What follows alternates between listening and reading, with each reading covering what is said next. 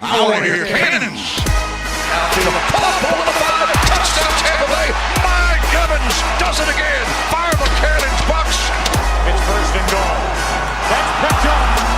That's picked off. And who else? Rondé Barber.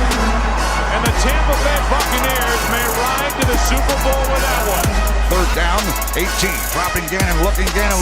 Those up with the head. Intercepted. At the 40. Derek Brooks 30. Brooks to the 25. 20. Derek Brooks all the way. There it is. The dagger's in. We're going to win the Super Bowl. And then the cannons come. Fire them.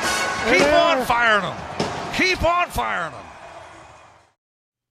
Happy Friday, Bucs fans, and welcome to this week's game preview edition of the Cannon Fire podcast. I'm your host, as always, Rhett Matthew, joined alongside me, my good buddy and co-host from BucsNation.com, Evan Wanish, joining us today to break down this week's game against the Green Bay Packers.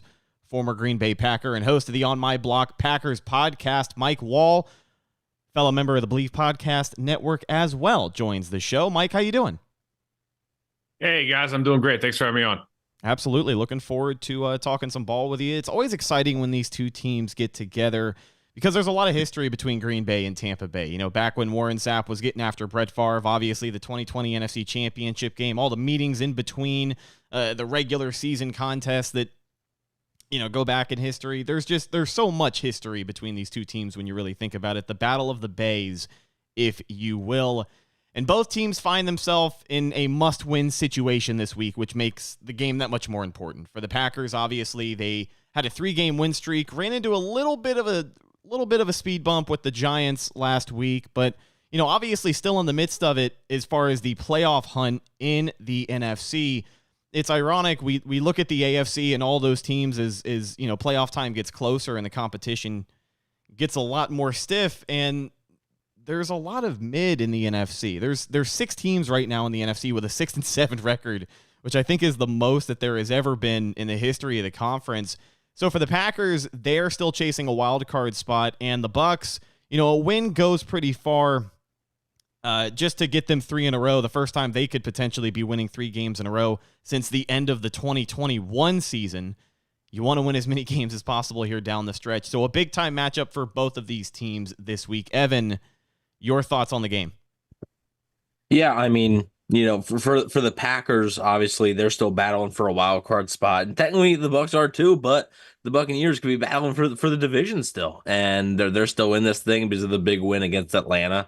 Had they lost against Atlanta, we're having probably a different conversation right now. But they're still in the thick of things, so. If they were to maybe not win the NFC South, I mean, I think with the win against Atlanta, if they make the playoffs, it's likely going to be as the NFC South winner. I'm not sure if they'd make it as a wild card, but let's say they wouldn't win the South. This game against Green Bay could potentially matter if you still wanted to make the playoffs as a wild card. So it's a big game for both teams, and especially Green Bay wanting to get that sour taste out of their mouths after a tough game against New York. And I think both teams are going to be highly motivated to come out and play their best ball here. Mike, when you look at this Packers team so far this season, especially at the quarterback position with Jordan Love, what are your thoughts of where they are right now? Are they playing ahead of schedule? Are they, you know, disappointing a lot of people? It seems like it's been a journey so far this year. Saying it's a journey is probably the best way to put it. Certainly when you have not only a first-year starter at the quarterback position, even though he's going into year 4 with Jordan Love, but you also have first and second-year wide receivers, and you have a first-year tight end room, completely first-year tight end room.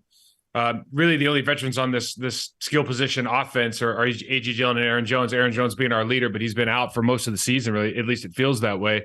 So these guys have certainly gone through that process of being able to identify NFL defenses pre and post snap, being able to communicate verbally and non-verbally, and then just being able to go out there and execute and be on the same page. And sometimes we've looked. The arrow has been pointed up for the most part over the course of the season. We've gotten better and better. Last week, I think it was just a lack of execution, particularly at the quarterback position. But what I've noticed over the last maybe, let's say, month is head coach Matt LaFleur and that offensive staff have done a much better job of putting together an offensive game plan that fits the characteristics of this football team, the individuals on it. So I think they're all doing the things that they're meant to be doing in the NFL, and they're starting to do them at a much higher level. But, you know, when you play a game and you lose a game the way you did against the New York Giants with kind of the caliber of team that is, quite frankly, and you were just mentioning there's a lot of kind of teams in the NFC right now. It feels like it's a 3-horse race really to the top.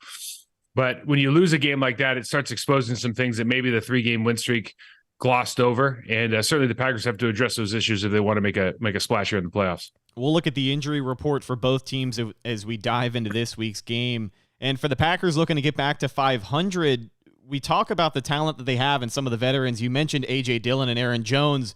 We'll bring up that running back tandem again because it seems like Aaron Jones may potentially be making his comeback this week, but a thumb injury for A.J. Dillon means you're probably not going to get them both on the same field at the same time, which is what they've been trying to do all season with not a lot of luck. Yeah, it's been tough because Aaron's from game one, and I think everybody knew that going into the season he was going to be our offensive MVP. Game one against the Bears, we're not really doing a whole lot until Aaron gets his hands on the ball 6 or 7 times in a row in the second half. We kind of break the game open. He really is that spark for this team. He makes our average blocking look like good blocking. He can catch the ball out of the backfield. He's a mismatch for nickel corners or safeties. So he's a guy that we have really missed, and quite frankly, just from a pure running back standpoint and being able to create opportunities for yourself behind the line of scrimmage, A.J. Dillon has not consistently been able to do that. Is that a question of the offensive line's inability to move humans from a blocking standpoint? That's part of it, but Aaron Jones can kind of get more done with less than A.J. can. So yeah, getting Aaron back is probably more significant than anything else. If AJ can't go, Patrick Taylor is a guy that I think that team and that locker room feels very confident that he can fulfill that number 2 role behind Aaron. But the big thing is, can Aaron Jones get a full day's work here on Sunday?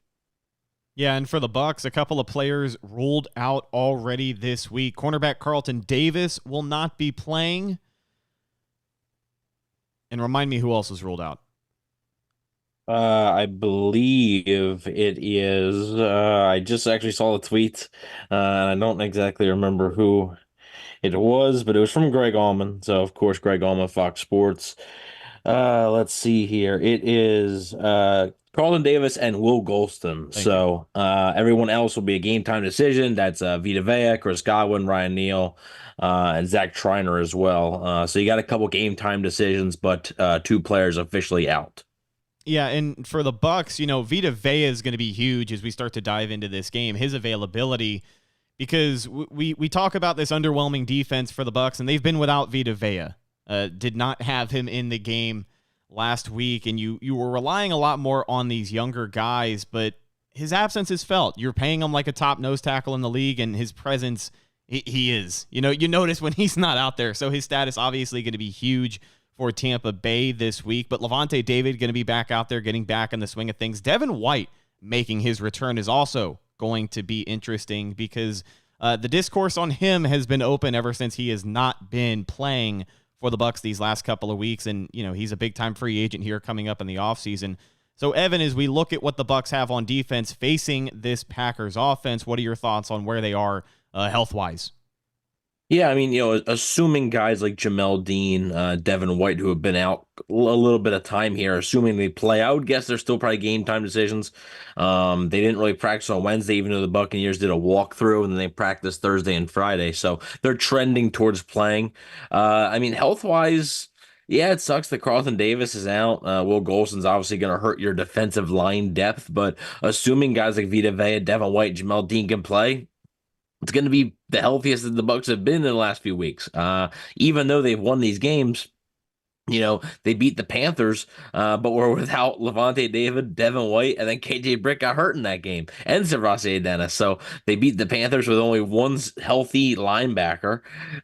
They were missing Jamel Dean in that game as well, and then they ended up beating the Falcons without Vita Vea. Obviously, Levante David returned, still were without Jamel Dean and Devin White, but if both those guys return, it's looking like even though you're down a starter in Carlton Davis, you're still going to be pretty healthy, especially on the defensive side of the football.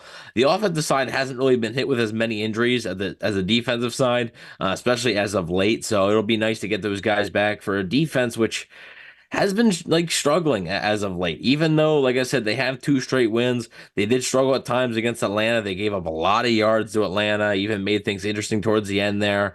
Have been struggling to get as many turnovers as they did early in the season. I know they did force 2 turnovers against Atlanta, which is a trend they're going to look to continue against Green Bay, but we'll have to wait and see if they can. I think it's a big deciding factor in this game of who's going to end up winning that turnover battle. But I do think that the Buccaneers defense getting healthy is definitely a big key for them as they look to make it 3 straight wins, is like you said. And honestly, though, it's amazing that the last time they had 3 straight wins was in 2021, way back when Tom Brady was still the quarterback. So Bruce Arians was the head coach, so that they have not had 3 straight wins in quite some time. Yeah, the defense, you do bring up the turnovers from last week, and those are fantastic. But regardless, they have to be better. You simply cannot give up as many yards as you did in the second half of that game, especially the way that they have in the last few games to opposing running backs. The run game for a lot of these teams, especially in teams that have beaten Tampa Bay, like the Colts game, the running game is what put the Bucs away. And I think depending on the philosophy here for Green Bay, it could potentially do that depending on Aaron Jones and his availability as well. Mike, when you look at the Packers on offense, they are 18th in scoring offense. They are 18th in total offense, 18th in passing offense, 19th in rushing offense. So kind of middle of the board in every facet here. So they really could approach the Bucs any way they want to. I know it's been inconsistent quarterback play from Jordan Love and Aaron Jones, still a little bit of a question mark. Maybe they'll ease him in. But what do you think their philosophy is on the offensive side of the ball coming into this week? Well, first of all, I think Vita Vea is a good enough player and he's disruptive enough. We just played Dexter Lawrence, who's probably the other premier nose tackle in the NFC. And when you play those kind of guys, they're disruptive enough that they deserve a little bit of game planning around. So I think the game changes a little bit philosophically if Vita's not playing or if he's only in for a handful of snaps. I think he's, compared to the rest of the people you got on the defensive line, he's just that much better than everybody else. But I think for the Green Bay Packers, the last 4 weeks, they've done a really good job of manufacturing offense, particularly rushing offense, without being able to run with A.J. Dillon. And what I mean by that is A.J.'s averaging well below 4 yards a carry, but we're able to run the football because guys like Jaden Reed, Dontavian Wicks, they're getting them the ball either in the backfield on jet sweeps or reverses, or they're getting them the ball at the line of scrimmage, a la like Andy Reid with the Philadelphia Eagles back in the day, and turning that really short passing game at the line of scrimmage with tunnel screens and whatnot, and turning that into some of your running production. So I think that we're getting a pretty good handle on what guys are good at. Again, talking about it before, as far as Jaden Reed being our Deebo Samuel type player in this Kyle Shanahan like offense that Matt LaFleur graduated into. And so I feel like we're going to see a much of the same. We're going to try to get Jaden Reed the ball. We're going to use a lot of motion to try to do 2 things really. One, make sure that everyone's on the same page as far as the coverage that the Tampa Bay Buccaneers is going to be in. But 2, they like to bring a lot of pressure off of like bunch and tight looks. Antoine Winfield Jr. comes off the edge a lot. If he's down in the box, you have to account for him. If he's not, you have to figure out where he is. So guys like that and situations where we have an opportunity to spread them out, use motion to figure out what exactly is going on and then put the quarterback in the best position to be successful is something that Matt LaFleur has kind of gradually allowed Jordan Love to do more and more during the season. And I think the 3 games prior to this, even this last game, is just bad throws, but you saw what can happen if you give him that opportunity. Yeah, and that's why it's even, that much more emphasis on the Buccaneers pass rush this week to get pressure with 4 down linemen. I feel like we've been shouting this from the rooftops for the last 3 years about the Buccaneers defensive line in particular, but you talked about the blitz. You talked about the usage of Antoine Winfield Jr. They're going to send him after the quarterback. If Devin White plays, they're probably going to send him after the quarterback a few times as well. Todd Bowles has never been shy about the blitz, but it seems like in 2023, he's experimented a little bit with how often he likes to resort to it in the games. And I think this could be a game where, again, if you do not see the pressure from that front 4, the Bucs are going to be relying a lot on moving some guys around, bringing your safeties close to the line of scrimmage, and that could lead to some mismatches. We saw a huge breakdown last week with Antoine Winfield Jr. just out of position in coverage, giving up a huge, 75-yard touchdown over the top. It just wasn't a great look. So the Bucs definitely do have to be careful about that this week. But Evan, your thoughts and expectations for the Buccaneers defense, specifically that pass rush too? Yeah, I think that when you're looking at this defense, the pass rush is one of the reasons why I think this defense has struggled. You're looking at guys like Shaq Barrett and Joe Tryon-Shoyinka, two guys that the Buccaneers have a lot invested in. I mean, a first round pick invested in Joe Tryon-Shoyinka, a lot of money invested in Shaq Barrett, and right now it's just not being productive enough. Vita Vea in the middle has been great. Kalijah Kancey as a rookie has been great. Yaya Diaby in a rotational role as a rookie has been great, but those guys aren't enough. And what it does is when you can't get a pass rush with four, it forces Todd Bowles to blitz. The issue, though, is the Buccaneers, when they do blitz, they haven't been getting home as consistently as they have in years past. And that's where they run into trouble when you're putting your corners on that island, especially in today's NFL. It just spells trouble. When you blitz and you can't touch the quarterback, no matter who it is, whether it's Levante David blitzing, Antoine Winfield Jr. blitzing, Devin White blitzing, no matter who, typically wouldn't send, don't really send corners on blitzes. It's normally those three or any other type of packets that they have with an extra linebacker or something. But when they haven't been able to get home, that's when they've been burned. And the secondary has come under a lot of criticism, especially over the past, I'd say, 6 or 7 weeks. Really, ever since the Houston Texans game, right, where C.J. Stroud passed for the rookie record for yards and everything, and beat the Bucs.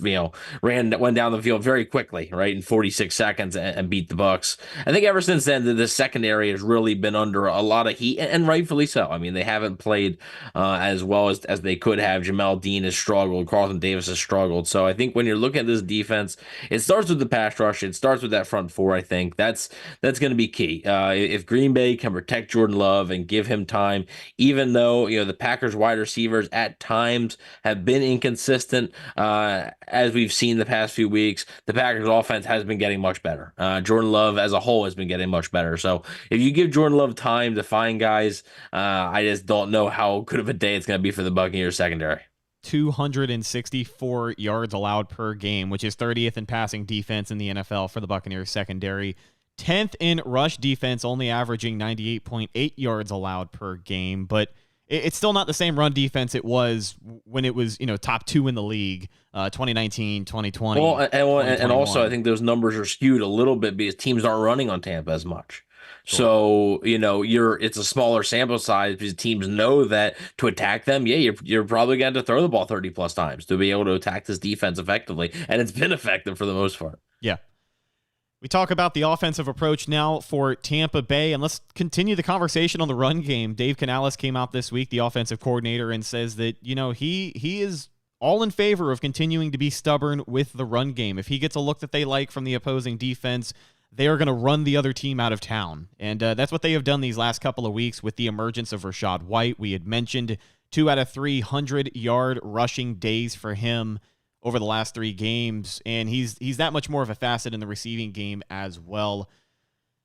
I think it's going to be another heavy day for him this week. I mean, no snow as far as we know on the forecast in Lambeau. The Bucs have played a snow game. I think the last time they played in Lambeau in the snow was that one overtime thriller with Jameis Winston, and what was that, 2017, 2018?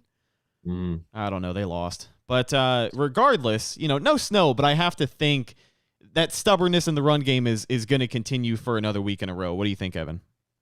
Yeah, I think so. And especially, look, I mean, gonna be honest, they've been winning, but Baker Mayfield has not looked as sharp as he has in the past few weeks that he did in the first 4 or 5 games of the season. He has not looked as sharp. The turnover bug has bitten him a little bit. Luckily, he was able to avoid that in Atlanta. If he doesn't, they probably lose the game. I think that was a huge key for him not turning the ball over at all. But I do think the Buccaneers are going to rely on Rachaad White, especially in that second half against Atlanta, particularly in the fourth quarter. I mean, they just wore down Atlanta's defensive line, and they were pounding the rock. And it was, getting not 2 or 3 yards, they were getting 4, 5, 6 yards a run. It was just really gashing them. So I think Rachaad White's going to be a heavy dose here, both in the run game and pass game. Obviously, we saw he took that screen pass to the house last week, really jump-started the Bucs and had them, up 2 scores at that point. So I think you're going to see a lot of Rachaad White. I think you're going to continue to see that for the rest of the season. And it's a good progression that they're going through. Particularly, I just hope The only thing that worries me about Dave Canales' comments, and look, he's made it very clear throughout the season, even when they were really struggling to run the ball, like he's not going to shy away from it, right? We're not going to change the game plan and have Baker Mayfield throw the ball 45 times because, quite frankly, that's not a successful recipe. But I don't know if you can expect to run at the pace that you did against the Atlanta Falcons. Particularly in that second half, where that's just not consistently going to happen in the NFL. It's not going to happen. You're going to be facing tougher opponents and tougher environments, and particularly in this environment in Lambeau in December against the Green Bay team, who's going to be desperate for a win coming off a disappointing loss. I think their defense is going to, really take some pride in it, and I think they're going to try and stop because, I mean, they look at the same thing we all do, right? They see what Rachaad White did, and they're going to try and stop it because they know that if the Bucs are able to run the ball too, they have the offensive weapons on the outside with Evans and Godwin to be able to attack you that way. So being able to make the Bucs one-dimensional is pretty key in this. Yeah, these past 2 weeks, as you had mentioned, the Bucs have been in a position to put the game away in the fourth quarter with the run game. I don't think that's going to happen this week. It's a tough place to play. It's Lambeau in December. I know it's a huge loss for Green Bay, who was previously undefeated with Matt LaFleur in Lambeau in the month of December before the Giants came to town. But it's still going to be an incredibly tough game. Now, the numbers are in the Bucs' favor as far as what the rushing game allows in Green Bay. They are ranked 31st in rush defense, allowing 141.8 yards per game. But the reason I don't think allowing Baker Mayfield to throw the ball quite as much this week is simply because they still have a top 10 secondary. Despite the injuries on the defensive side of the ball, Mike, still 8th in passing defense, only averaging 200.2 yards allowed per game. The Green Bay defense has still done a pretty good job at just neutralizing offenses this year. Yeah, any success they've had has really been based from the defensive line moving back. Really, I know you just talked about the secondary and the passing numbers look good, but the reality is we've given up 4 200-yard rushing games this year, and when you do that, there's not a whole lot of need to throw the football. And guys like Jared Goff, even in the Thanksgiving, he threw the ball all over the yard. So teams have had success on that certainly, but when our defensive line comes to play, we have a lot invested in our defensive line. We have some really good ends. Our outside linebackers, Rashad Gay and Preston Smith, are really, really quality players. Kenny Clark's a third-round pick from years ago out of San Bernardino, California, that is just he's been a really good leader and good player for that team. He can win the one-on-one battle up front. But for whatever reason, at the second level, at the linebacker position, not being able to fill gaps fast enough, missing a lot of tackles and run fits in the secondary, we just miss tackles. And when you miss tackles in the National Football League against good players, you got guys like Rachaad White licking your chops. And I watched the Falcons game and I go, well, if the Falcons are going to run 6 in the box against an NFL team and they don't get run on, then, shame on the Tampa Bay Buccaneers. I don't know that the Green Bay Packers are going to spend too much time in a 6-man box against a tight end attached football team in Tampa Bay. I don't know that makes a lot of sense, especially given how bad they've been at the running game. One would think that they try to stack the box, put at least 7 players in the box at all times, and then account for additional tight ends if necessary. But play single safety and force Baker Mayfield to beat you. I know there's issues with Mike Evans, obviously, on the outside. If you do that, we don't know if Alexander's going to be healthy. We took Rasul Douglas and gave him a bus ticket to Buffalo for a 3rd-round pick or 5th-round pick, which shouldn't make a lot of sense to anybody. But right now we got Valentine outside, young guys playing well. For the most part, and my guess is, listen, if you're giving up 31st in the league in rushing, like Green Bay Packers have a history of playing good football, and that's bad football. So my guess is they're going to do everything they can to make this a one-dimensional football game, even if it's at the expense of missing a couple big plays downfield with Mike Evans. Evan, when you look at obviously what the Bucs have on the table with this offense, Mike Evans was absent last week, 1 catch, and he didn't get it till the 3rd quarter. So Atlanta obviously did their homework and did a good job at taking him out of the game. But, there's still a couple of guys who could pop up and have an underrated day on this Buccaneers offense. I think the tight ends could be in the discussion as well this week. Cade Otton has been an underrated part of this Buccaneers offense in his 2nd season so far this year. So if it's not Rachaad White, I still think there's room for maybe someone else, maybe Cade Otton. I don't think he's going to have a monster day. But if Mike Evans has a tough day once again, then maybe this is the week we've been waiting for Chris Godwin to get back into the game. I mean, he's only going to get limited targets, but what do you think with what the Bucs have? Yeah, it's interesting. If Jair Alexander is healthy enough, it's the second straight week of a tough corner matchup for Mike Evans. Facing AJ Terrell last week, it'll be Jair Alexander this week. Two of the better corners in not just the NFC, but in the NFL. And Atlanta did, like you said, a great job of disguising coverages, really taking away Mike Evans. I mean, not only did he only have one catch, he only had, I believe, 2 or 3 targets. So it wasn't even like they were really targeting him or throwing the ball his way.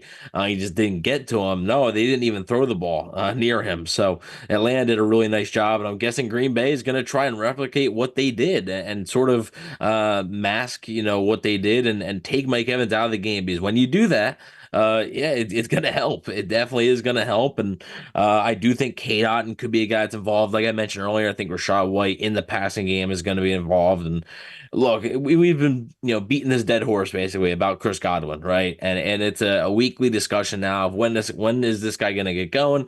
He did have some success against Atlanta. Obviously had the big play on 3rd down, which ended up leading to the Kate Otten touchdown last week. If that ball is incomplete and the Bucs are facing a 4th and 8, 4th and 9 there with the season on the line, essentially, not sure how that goes. But Chris Godwin made a pretty clutch play there. They're going to need some more plays from him though. I don't know if you can expect Mike Evans to only have 1 catch. I think that's going to be an emphasis too. Get Mike Evans involved early. I think they're going to, give him some easy ones, right, to work with. Nothing big. Maybe get him a little bit warmed up. Just like Mike said, there's some opportunities to throw against this Green Bay team, but I do agree with Mike when he says they're also going to force Baker Mayfield to beat them. And I think that's the right play right now. And that's what, honestly, most defenses are probably going to do. They're going to force Baker Mayfield to probably beat you. Obviously, in certain situations, on the road in Lambeau, is Baker Mayfield going to be able to go in there and play well enough to win? We'll have to wait and see. But I think getting Mike Evans involved early and then sprinkling in guys like Chris Godwin, Kate Otten, and Rachaad White is going to be the key here.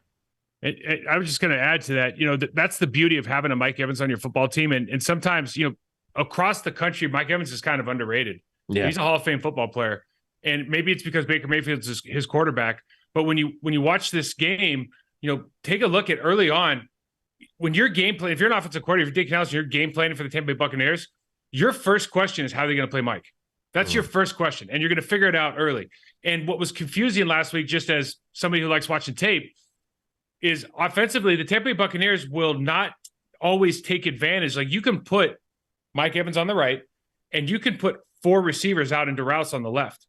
And you can figure out very quickly because, like, when I say you're going to play single safety high, I'm telling you right now that you can't play single safety high and double Mike Evans. Like, that's something that is not possible to do, right? Otherwise, you're playing 0 with everybody else. Mm-hmm. So when the Green Bay Packers are thinking about this game, they have to at least show too high for a lot of this game and have guys fill and triggering quickly. But if you're going to have your eyes on Mike, otherwise you're leaving a Hall of Fame caliber player one-on-one, and eventually he's going to hook up.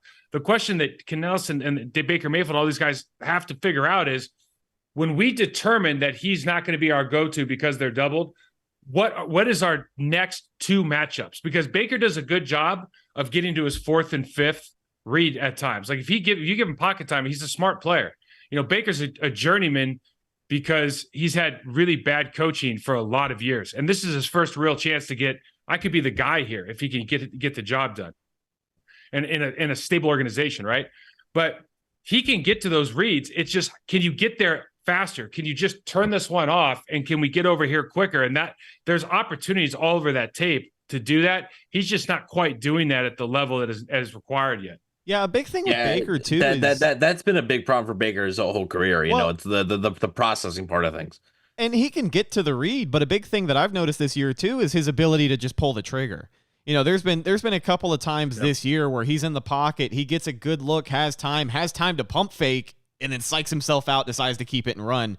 And that's been the difference for the Bucs in a couple of these games, especially towards the end of the game in some of the previous matchups we've talked about where they've had to rely on this offense down the stretch. And if you come out and you give us that look and go 3 and out, it's not going to be great for the Bucs, who are still going a long way in determining if Baker is going to be that guy for the future. But Mike, I'm glad that you brought that up because I wanted to ask you some more about, from an outside perspective as a guy who of course has a love of the game, but as someone who looks at what Baker Mayfield has done in Tampa and obviously what you think he can do this week. What are your thoughts so far? Do you think the Bucs fans are maybe being a little too harsh on him? Because I tell you, it is 80-20 negativity down here as far as, what the loudest of noises are among the fan base regarding Baker Mayfield.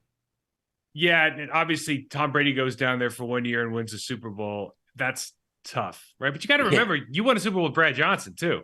Yeah, like Brad was, Brad is an NFL quarterback and nothing more. Yeah, free agent QBs get it done. We're like the opposite of Green Bay. Yeah. So here's what I always talk about when people ask me about quarterbacks. I go, listen, we have 32 NFL football teams and we don't have 32 NFL quarterbacks. Like, that's a fact. Like, there are not 32 starting caliber. Even the casual fan would go, that is not a starting caliber quarterback in the NFL. You look at some of these teams even right now. And so when you think about it's Baker or what else? And for me, I look at Baker Mayfield. I was a huge fan of his in college.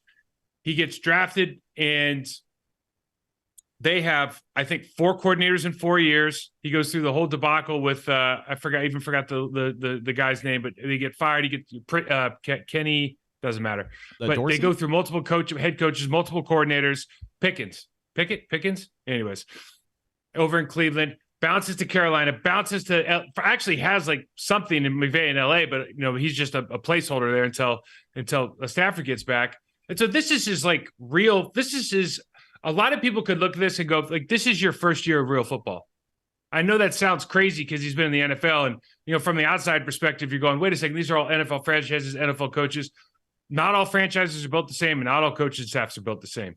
And he has right now, this might be his first and best real chance to be successful. Now, what he does with that, you just have to continue to build, develop those. When you're talking about pump, you see it, but you're not doing it. Well, if you're not executing, like, you're probably not the guy. So you just have to be able to prove that I can identify, I can communicate to my teammates, and I can execute. You got to do those 3 things at an elite level if you want to play quarterback in the National Football League. And Baker has the tools. He's proven that he has the tools to do it. What a guy like Baker probably needs is a little more confidence and preparation. I think a lot of that comes from where you're at and who you're with. One more guy on the Tampa Bay Buccaneers offense I wanted to highlight. And, I don't think we've quite given this guy as much credit as we should have this week. He had a great week last week. That's the running back, too. That's Chase Edmonds. There has been a lot of talk on today's show about the run game for both teams, and Chase Edmonds was the man last week. He had 8 carries for 40 yards, averaging 5 yards a tote. It doesn't get much better than that. I think if the Bucs are going to rely on the run game this week, you're going to need another performance similar. I'll say this. Sample size is important, Evan, and I want to get your take on this, but I've been a huge fan of what I've seen this season from Chase Edmonds as the running back, too. It was kind of a revolving door the first couple weeks of the season for Tampa Bay. You had, an undrafted free agent back there in Sean Tucker. He seemingly has not been back after like week 5. And then, of course, Keyshawn Vaughn, who they literally ran into the ground, your favorite player, the 3rd-round pick from a couple of years ago. So Chase Edmonds is that guy, and he has done a really good job. In the several games that he has had, 4 or 5 carries or more, he's averaging 4+ yards per carry, and you're going to need a lot of that again this week if it's going to be run heavy. Yeah, and the interesting thing you say about run heavy, and that's right. I mean, you can't run Rachaad White 30 times. So, Chase Edmonds has proven that he can do that, and it sucks that he got hurt early in the season. He got hurt week 2, so he had to miss a couple of games there, and that's sort of why that revolving door at running back 2 was there. And they were playing just some not good running backs. Like, Chase Edmonds is a better running back than Keyshawn Vaughn. He is a better running back than Sean Tucker. And the other thing that Chase Edmonds can help out with is in the passing game, and he has experience doing that. His acceleration, I think, is one of his best assets. So if you get him in the screen game and he gets a little bit of space, I think he could be dangerous that way. But yeah, I would expect to see a little bit of Chase Edmonds here as well, because look, I mean, Rachaad White's had some really good weeks, but like mid-season there was a lot of questions about whether or not he was the guy or just a guy, and I think Rachaad White is probably best served, and this might not be, I'm not saying the Bucs have to go out and do this in the offseason or they have to do this for the rest of the season, but Rachaad White's probably best served not being the bell cow guy, but probably being that 1A, 1B type guy where it's kind of him and somebody else, right? Not him and three other guys who are like the 49ers used to do it before Christian McCaffrey got there, whether it be, Jeff Wilson and Eli Mitchell and all these guys. No, but I think Rachaad White's probably best when he's not getting every single touch out of the backfield. I think that's his best, that's his strongest suit, and I think Chase Edmonds being there and being productive could certainly help that. So yeah, it's good that you mentioned him. Mike, when you look at the Packers on offense or defense, is there one player in this game who you would look at as an X factor for them? Basically the make or break guy. If he doesn't perform well, then the team likely doesn't perform their game plan to the best of their abilities. I honestly put just so many, and the obvious one you're going to say is Jordan Love. Let's see on defense. I don't think Tristan Wirfs is really, really good. Like he's a unicorn good in the National Football League. He's special. The rest of those guys are not moving a lot of humans off the ball.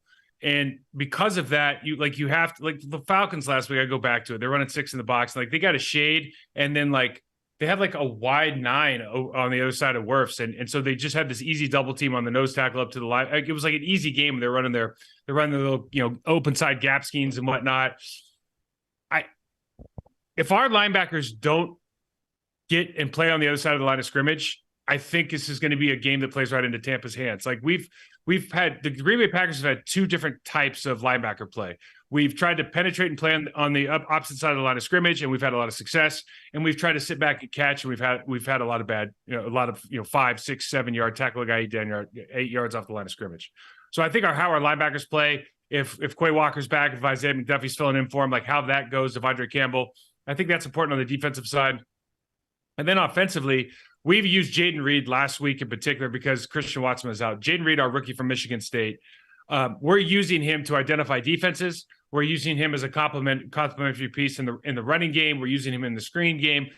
So he's kind of become, like I said before, kind of our Debo guy where he plays receiver, but we want to hand him off the ball. We want to run jet sweeps. We want to run screens, tunnels, all of that kind of stuff.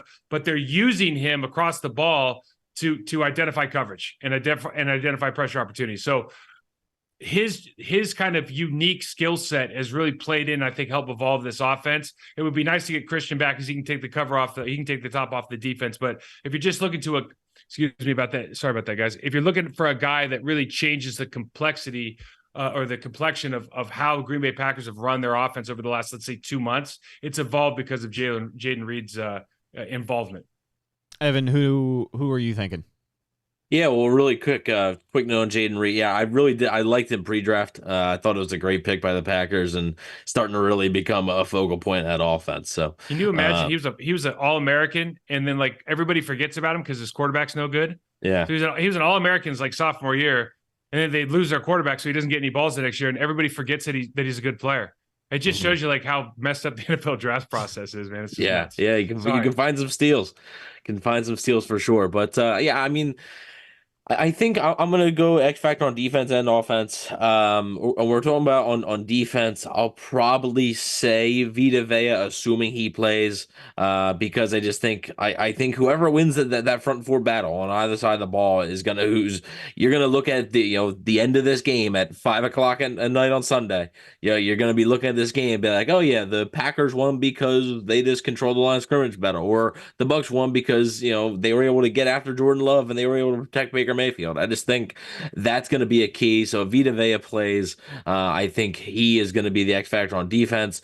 And then on offense, it's going to be boring, but it's going to be Baker Mayfield. And I know Baker Mayfield was also my X factor last week, but just like Mike said, I think the Packers could put Mayfield in a lot of situations where it's going to be Mayfield has to make the throws to beat the Packers. Like I don't know if they're going to make things easy. On first and second down, get these 4, 5, 6 yard runs to set up third and short, second and short. It makes things easier for the offense. I think the Packers are going to want the Buccaneers in those second and longs and third and longs to force Mayfield to make those throws, just like Atlanta did the end of the game. Last week. Mayfield was able to make the throws last week. Can he do that on a consistent basis here in a tough environment? We'll have to wait and see, but I think Baker is the X factor for the Bucs. I know it's boring. I wish I could pick somebody else, but I just think the ball's going to be in his hands when it's a big game, right? And the ball's going to be in his hands. That's, he's going to want the ball in his hands. That's what you're paying him for. That's what he's playing for a contract for. So I think you're going to want that. To all of our listeners, I want to say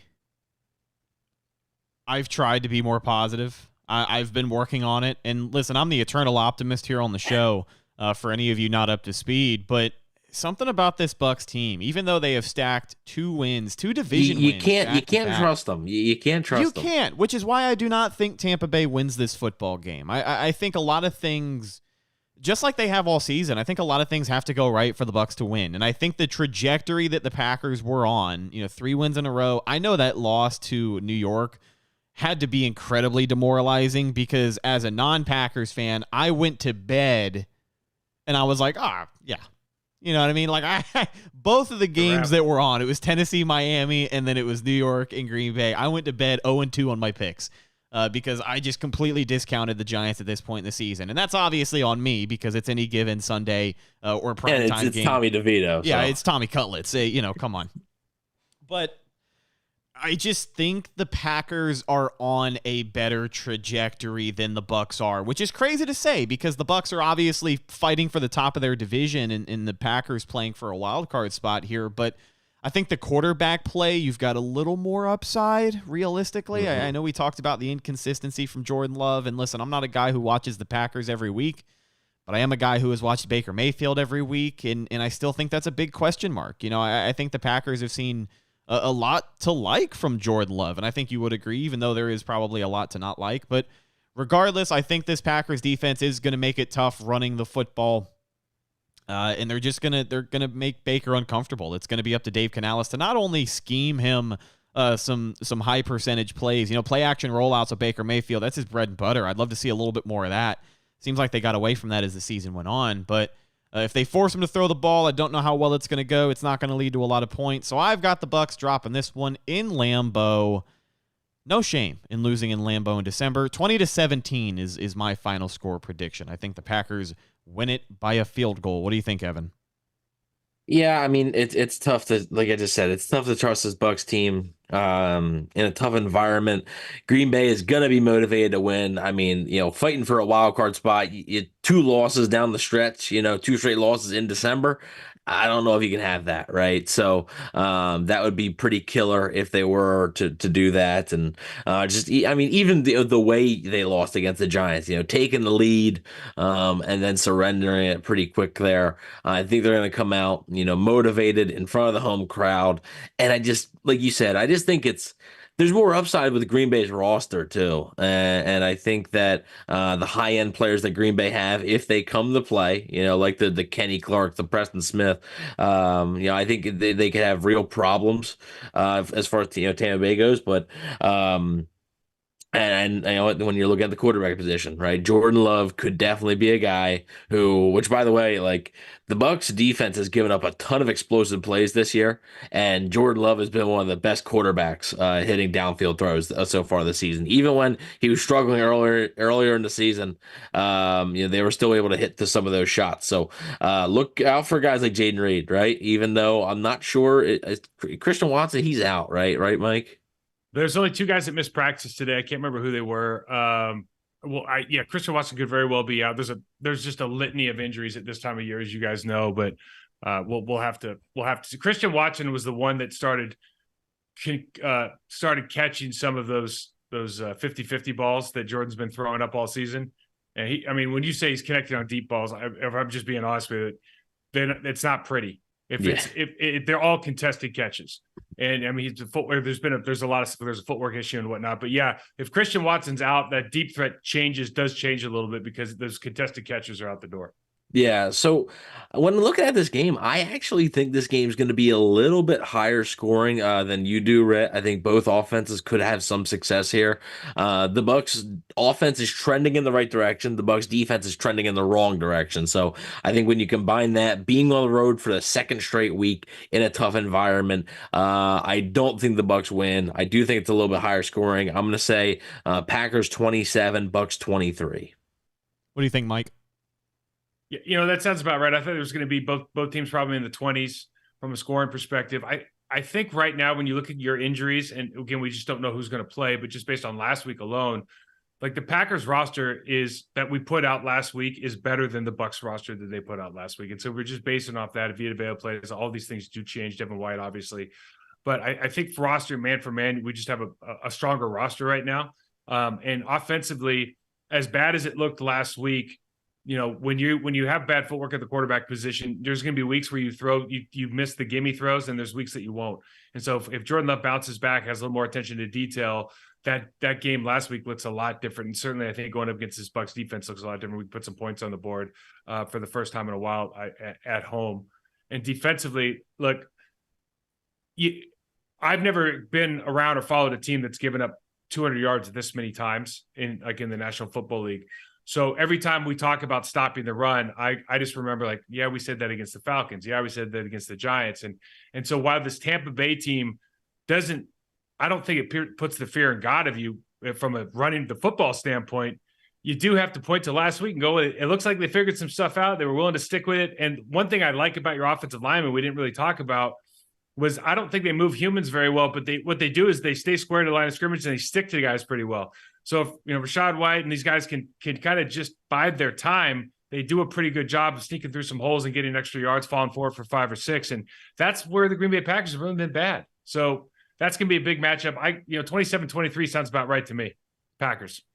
Big time matchup this week for both of these teams. A must-win game in the quest for the postseason. But that's just about going to do it for this week's game preview edition of the Cannon Fire podcast. Want to say a very special thank you to our guest, Michael Wahle from the On My Block Packers podcast.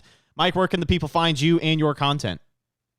Yeah, you can follow me at Mike Wahle68 on Twitter, Process to Perform on Instagram. You can check out the On My Block podcast on YouTube, our Process to Perform channel on YouTube or anywhere you get your audio version. We do a ton of film breakdowns. So if you guys like watching video, I got a big breakdown of the Bucs as well for this preview show that just came out yesterday. Check that out, On My Block podcast on YouTube. Awesome. We appreciate your time, man. Looking forward to a good game this week. Always seems like fun. I will say, the last time these two teams played was week 3 of the 2022 season. It was the home opener. It was week 4. I'm sorry, but it was the first week of October, and holy hell, it was hot. I got some pretty decent tickets for that game, but man, I was sweating it out. One of the hotter games I remember in the month of October. I had YouTube thing pop up on me yesterday, and I'll just date my age, but I played in that 2020 or the 2002 game when we were down in Tampa, and Warren Sapp laid out my buddy Chad on the blind side on the pick. I don't know if you guys remember that, but those were Tampa Bay back when we were in the same division. Those were battles, man. I mean, I've looked back so fondly on being able to go down and play Warren Sapp and Simeon and Lynch and Brooksy and all those guys. What a bunch of quarrels. I mean, what a bunch of studs they had back in the day. They were an absolute train wreck to play against on offense, man. When you talk about really quick, when you talk about, game planning and you're always looking at one particular guy, mm-hmm. How'd you go about with that, with all those players you named? Was it stopping Sapp? Was it trying to limit Okay. Yeah, it was always, and listen, we had a really good offensive line and running game. We had Amon Green in the backfield, Will Henderson. Our whole, at one point or another, I think our entire offense was Pro Bowl players. We were just really good. And I don't ever remember having a game plan for a linebacker or safety, corner, nothing. But we did have to, Warren Sapp was a guy that was like, okay, we're going to slide to him whenever we can. And when we can, it's like, you got to figure out how to make it happen. Simeon Rice was a really, really good player. But for whatever reason, Chad Clifton could could always have success against him. So it was always like, I played left guard, Marco Rivera played right guard, and it was always like, can you guys just please not let Warren, because Warren was always yapping at Brett anyway, so there was this thing going, it was always hyped up, and so they were always kind of on their best day. But yeah, we would walk into that game going, if we don't block Warren, we're in trouble. The good news about that was the nose tackle, whether it was Booger McFarland or I forgot that there was a white, like 6'1" white guy who preceded him. I can't remember who it was. He lost like 90 pounds afterwards. What was his name? Culpepper. But was it John Culpepper, something like that? Brad Culpepper. That's right. So whether it was one of those two guys, they couldn't rush the passer at all. Like it's like negative pass rush. So Warren would always be like, wait till I get my guy. And we go down there and be like, man, he's still not here. Like, when's he going to show up? We'll just keep double teaming you until you get another pass rusher at the nose tackle spot. I got to say, man, one of my favorite things about that rivalry, and we'll wrap it up with this. I don't know if you're a uniform snob at all, but there's something about just core football memories. Like some of the first memories I have watching football on TV, just the colors that I remember, it's that red and pewter facing off against the white and the yellow, man. Something about it. I don't know what it was. It's why I got really, really, really excited when I saw Green Bay was coming to town back in 2020 with Brady. I think that game was week 6 because I knew we were going to see that matchup. I don't think the Bucs ended up wearing red. They ended up wearing they don't wear red at all. Yeah, so. I mean, they've worn the red one time this season, and this week marks the 11th time they have worn their white. So rest in peace, I guess, unofficially to the red and pewter. It's our primary colors. You would think they embrace it some more, but they don't. Regardless, looking forward to a good matchup this week between these two teams. It's always a lot of fun. Mike, thank you again for your time. Follow our show on social media, Facebook, Instagram, and Twitter. All of those are Cannon Fire Podcast. Best place to go for updates on the show. And, of course, Tampa Bay Buccaneer news as it happens. Speaking of Bucs news as it happens, you can follow my co-host Evan on Instagram at Bucs_daily, the #1 Tampa Bay Buccaneers news page on Instagram, rapidly approaching 30,000 followers. You can also find Evan on Twitter at EvanNFL and check out his written work at BucsNation.com. What have you got this week?